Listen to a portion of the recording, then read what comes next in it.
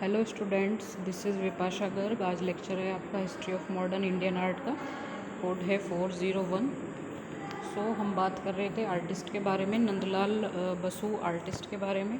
इसमें आपका next topic है पुरस्कार एवं सम्मान। ठीक है, तो बसु की कला क्षेत्र को देन तथा महान कला गुरुता से प्रभावित होकर सन 1950 ईस्वी में बनारस हिंदू विश्वविद्यालय ने उन्हें डी.लिट की उपाधि से विभूषित किया। यानी बसु की जो कला क्षेत्र है उसको देन और तथा महान कला गुरुता से प्रभावित होकर उन्होंने 1950 ईस्वी में बनारस हिंदू विश्वविद्यालय ने उन्हें डी.लिट की उपाधि से विभूषित किया था। ठीक है, 1950 में बनारस हिंदू विश्वविद्यालय में डी.लिट से उन्हें उपाधि से विभूषित किया।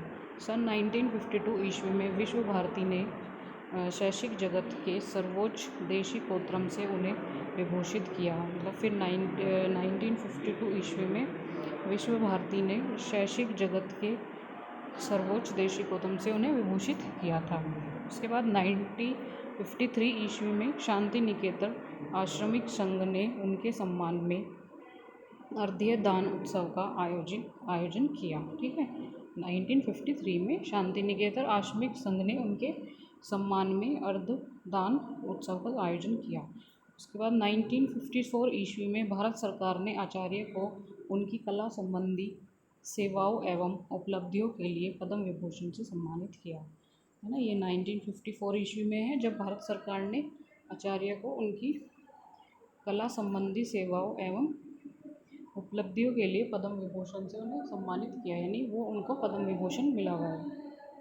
1956 ईस्वी में ललित कला अकादमी नई दिल्ली के आदि सदस्य के रूप में चुने गए। उसके बाद 1956 ईस्वी में ललित कला अकादमी के नई दिल्ली के सदस्य के रूप में ये चुने गए।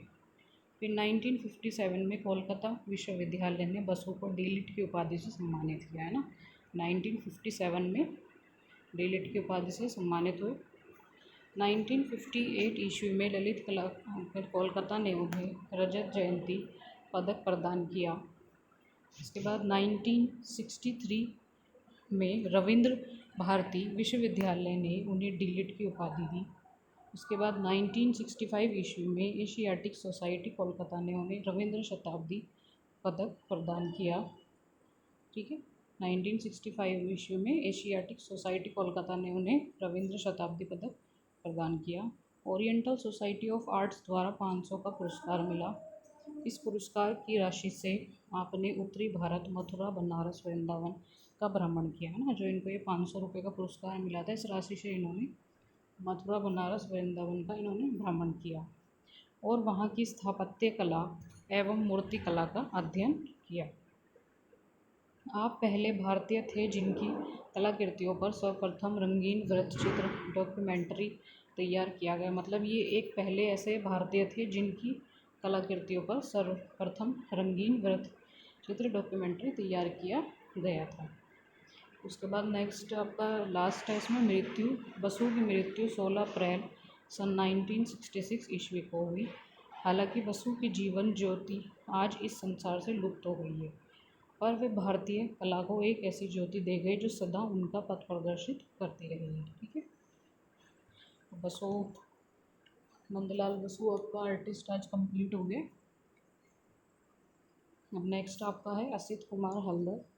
इसमें आपका फर्स्ट है जन्म तथा प्रारंभिक शिक्षा, सेकंड है भित्ति चित्रियों की प्रतिकृति, थर्ड है लेखन, फोर्थ है कला यात्रा, फिफ्थ है कला शिक्षा, सिक्स्थ है शिल्पकार के रूप में, सेवेंथ है चित्र संग्रह। ठीक है, ये असित कुमार हल्दर जी का पिक है इसमें।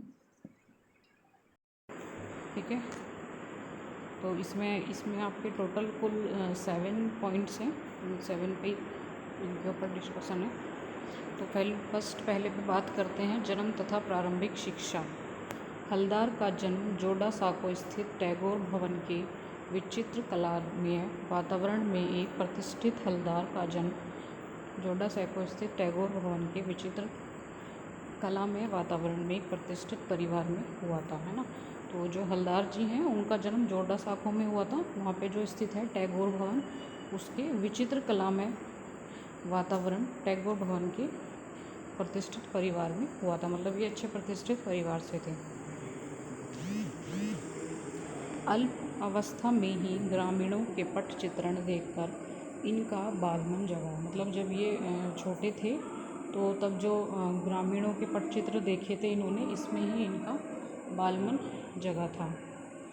बाद में आपके ने दादा राखल दास से, जो उस समय लंदन विश्वविद्यालय में संस्कृत के प्राध्यापक थे, अपनी कला अभिरुचियों को विकसित करने में विशेष प्रेरणा एवं प्रोत्साहन मिला।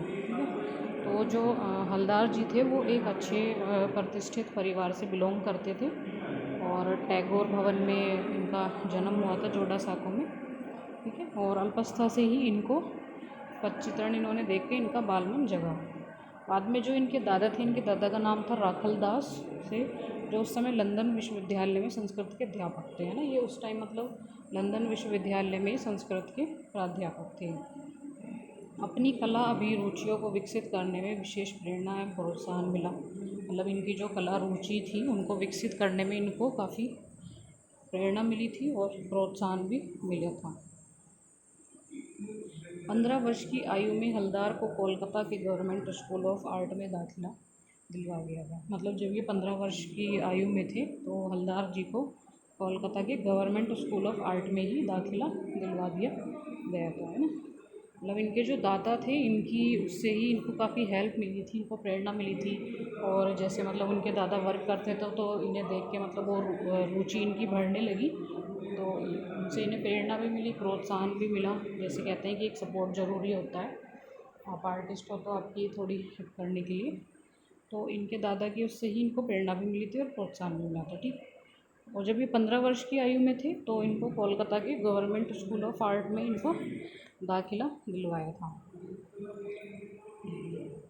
जहां आपको कलागुरु अवनींद्र नाथ के यहाँ, मतलब जो कलागुरु थे इनके अवनींद्र नाथ, तो इनके कलागुरु थे नंदलाल बोस, सुरेंद्रनाथ गांगुली तथा शारदा चरण उकील जैसे प्रतिभावान शिक्षार्थियों का साथ मिला, है ना। तो वहाँ पे इनको नंदलाल बोस, सुरेंद्रनाथ गांगुली और जो शरण उकील हैं, ये आप पढ़ चुके हो ये सब आर्टिस्ट। तो इनके जैसे जितने भी प्रतिभावान शिक्षार्थी थे, इन्हें साथ मिला था, जिन्होंने चित्रकला को अपने जीवन का उद्देश्य बनाया था। यानी जितने भी ये सब आर्टिस्ट थे, इन्होंने चित्रकला को ही अपने जीवन का उद्देश्य बनाया था, तो इससे इनको काफ़ी सपोर्ट मिली थी, इनको इस तरह के जो शिक्षा साथी मिले थे। इसी समय ई.बी. हैवल और डॉक्टर आनंद कुमार स्वामी जैसे कला मनीषियों के सानिध्य में रहकर आपने कला के पुनरुत्थान की गतिविधियों पर दृष्टिपात किया, है ना। इसी मतलब ये इसी समय की बात है। ई.बी. हैवल और डॉक्टर आनंद कुमार स्वामी जैसे कला मनीषियों के सानिध्य में रहकर आपने कला के पुनरुत्थान की गतिविधियों पर इन्होंने दृष्टिपात किया। जो ई.बी. हैवल भी आप पढ़ चुके हैं और आनंद कुमार स्वामी भी, ठीक है। तो ये भी बहुत अच्छे कला शिक्षक थे। तो इनके सानिध्य में रहकर इन्होंने कला के पुनरुत्थान की, मतलब कला के लिए जो ये ज़्यादा कर सकते थे उसकी गतिविधियों को, मतलब इन्होंने ध्यान दिया, उस पर दृष्टि डाली, और उनके नक्शे कदम का अनुसरण कर प्रवृत्ति जीवन में सर्जन प्रक्रिया की मूल अंत प्रेरणा बनाकर उजागर हुए। मतलब फिर उनके नक्शे कदम पर, मतलब जैसे वो काम करते थे उनके नक्शे कदम पर ही चले हुए, उन्हीं का अनुसरण किया उन्होंने, और इनका जो प्रवृत्ति जीवन था उसमें इन्होंने सर्जन प्रक्रिया की मूल अंत प्रेरणा बनकर इन्होंने उजागर हुए। ये अल्प अवस्था में ही ग्रामीणों के पट चित्रण देखकर इनका बालमन जगा, मतलब जब ये छोटी अवस्था में थे तो जब इन्होंने ग्रामीण के ये पट चित्रण देखे थे तब इनका बालमन जगा था। और बाद में तो इनके दादा ने इनको, जो राखल दास जी थे उस समय इन्होंने लंदन विश्वविद्यालय में संस्कृत के ये प्राध्यापक थे, तो अपनी कला अभिरुचि को विकसित करने में इनको प्रेरणा और वो दी, ठीक है। तो इतना ही पहले आप लर्न कर लीजिए इनका जो जन्म स्थान है और प्रारंभिक शिक्षा है हलदार जी, जो मेन चीज़ें हैं बस आप वो भी करिए। और शॉर्ट क्वेश्चन अगर 1% आपके शॉर्ट क्वेश्चन में आते हैं तो अपना ये, जैसा मैंने आपको बताया था, नोट्स प्रिपेयर कर लीजिए, उसके अकॉर्डिंग आप जो मेन बातें हैं वो आप अच्छे से लर्न कर लेना, ठीक है। आज की वीडियो में इतनी है, फिर बाकी आगे कल डिस्कस करते हैं। बाकी कोई दिक्कत होगी आप ज़ूम मीटिंग में डिस्कस कर लेना।